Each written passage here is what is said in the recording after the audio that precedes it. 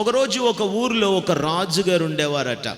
ఆ రాజుగారు తన వయసు అయిపోయినప్పుడు, వృద్ధుడైపోతా ఉన్నప్పుడు, ఇదిగో ఈ సింహాసనాన్ని, ఈ కిరీటాన్ని, ఈ పదవిని నా రాజ్యంలో యోగ్యులైన వారికి ఇవ్వాలి అని ఆశపడి చాలా పరీక్షలు పెట్టి యవనస్తులందరినీ ఫిల్టర్ చేసి ఒక ముగ్గురిని సెలెక్ట్ చేశాడట. దేవునికి మహిమ కలుగునుగాక. ఆ ముగ్గురు ఫైనల్ టెస్ట్కి వెళ్ళినప్పుడు రాజుగారు ఆ ముగ్గురితో చెప్పినటువంటి మాట ఏంటంటే, ఇదిగో మీకు ఎదురుగా ఒక కొండ కనిపిస్తుంది కదా, ఆ కొండ మీద ఒక బంగారపు కిరీటాన్ని నేను పెట్టి ఉంచాను. ఈ అడవి మార్గంలో ఎవరైతే మొదటిగా వెళ్ళి ఆ కిరీటాన్ని తీసుకుంటారో, ఈ అడవి మార్గంలో ఎవరైతే మొదటగా వెళ్ళి ఆ కిరీటాన్ని తీసుకుంటారో వాళ్ళే నా తర్వాత సక్సెసర్గా రాజుగా ఉంటారు అని చెప్పి రాజుగారు ఆ ముగ్గురు యవనస్తులకి ఫైనల్ టెస్ట్ పెట్టారట. దేవునికి స్తోత్రం చెప్పుదామా. ఆ ముగ్గురు కూడా ఆ అడవిలో నుండి ఆ రాత్రి ప్రయాణం చేసుకుంటూ కొండ మీదకు వెళ్ళి ఆ కొండ మీద ఉంచబడిన బంగారపు కిరీటాన్ని తీసుకోవాలట. వెళ్ళేటప్పుడు రాజుగారు వాళ్ళకి చెప్పాల్సినటువంటి ఆజ్ఞలన్నీ చెప్పేశాడు. ఏం చెప్పేశాడు? స్తోత్రం చెప్పుదామా. పౌలు తిమోతికి ఇచ్చిన ఆజ్ఞ లాంటి ఆజ్ఞలే చెప్పేశాడు. వెళ్ళి సాధించగరండ్రా అని చెప్పి పంపిస్తే ముగ్గురు కూడా బాగానే ప్రయాణము ప్రారంభించారు. అందులో మొదటివాడు పరిగెత్తుకొని వెళ్తా ఉండగా ఒక చోటుకు వచ్చేసరికి అక్కడున్న కొంతమంది ట్రైబల్స్ అట ఆ రోజు రాత్రి క్యాంప్ ఫైర్ వేసి వాళ్ళు కాస్త ఆ విందును వినోదాన్ని అన్నట్టుగా వాయిద్యాలు వాయిస్తూ డ్యాన్సులు వేస్తూ రకరకాలుగా ఆనందంగా వాళ్ళు గడుపుతూ ఉంటే నేను కూడా కాస్త ఎంటర్టైన్ అయ్యి వెళ్ళిపోతానులే అని చెప్పి ఆ ట్రైబల్స్ సెలబ్రేషన్లో ఈ యవనస్తుడు మొదటివాడు ఆగిపోయాడట. అక్కడ కాస్త మత్తుడై లేచేసరికి తెల్లారిపోయిందట.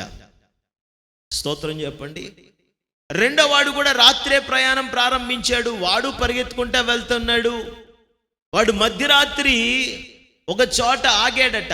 కాస్త ఒక బావి దగ్గర నీళ్లు తాగి ఆ అడవిలో మరలా ప్రయాణం ప్రారంభిద్దాం అని ఆగేసరికట అక్కడికి ఒక చక్కని ఫెయిరీ వచ్చిందట. సడన్ గా ఒక అందమైన దేవత లాంటి యవనస్తురాలు కనిపిస్తే వీడు ఆమెతో మాట్లాడుకుంటూ ముచ్చట్లు పెట్టేసరికి తెల్లారిపోయిందట.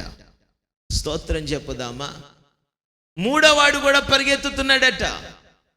వాడు మాత్రము ఈ దారిలో కనిపించిన ట్రైబల్స్ యొక్క సెలబ్రేషన్స్ దగ్గర కానీ దారిలో కనిపించే ఫేరీతో మాట్లాడుకుంటా ఆ అందమైన యవనస్తురాలతో మాట్లాడుకుంటా కానీ వీడు ఉండిపోలేదట. వీడి మనసులో అంతా ఒకటే తలంపంట, నేను రాజునైనా అవ్వకపోయినా రాజుగారు నాకు ఒక ఆజ్ఞ ఇచ్చారు, ఆ కిరీటాన్ని నేను తీసుకొని రావాలి అని మనసు నిండా అవే మాటలు పెట్టుకొని వీడు పరిగెత్తుకుంటా వెళ్ళి ఆ కిరీటాన్ని స్వతంత్రించుకున్నాడట. దేవునికి స్తోత్రం చెప్పుదామా.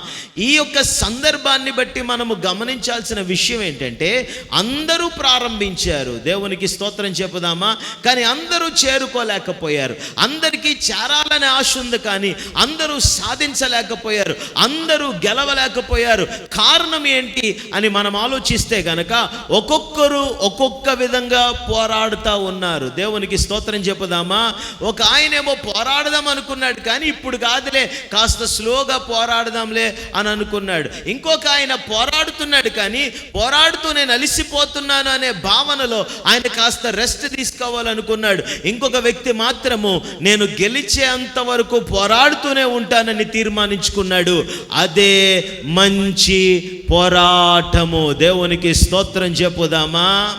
దేవునికి స్తోత్రం చెప్పుదామా. ఈ ఉదయకాల సమయంలో అలాంటి ఆజ్ఞ పౌలు తిమోతికి ఇవ్వడం మాత్రమే కాదు కానీ దేవుని యొక్క వాక్యములో నుండి ప్రభువు మనందరికీ కూడా అలాంటి ఆజ్ఞనే ఇస్తున్నాడు. ఏమనంటే, నీవు మంచి పోరాటము పోరాడాలి. దేవునికి స్తోత్రం చెప్పుదామా.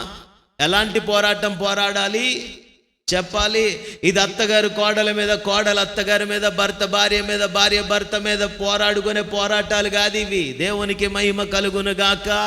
ఆ పోరాటాల్లో రిజల్ట్స్ రావు, రివార్డ్స్ రావు. కానీ విశ్వాస యాత్రలో, ఆత్మీయ యాత్రలో మంచి పోరాటం చేస్తే గనక యజమానుడైన యేసయ్య యొక్క మెప్పు ఘనత నీకు కలుగుతుంది. దేవునికి స్తోత్రం చెప్పుదామా.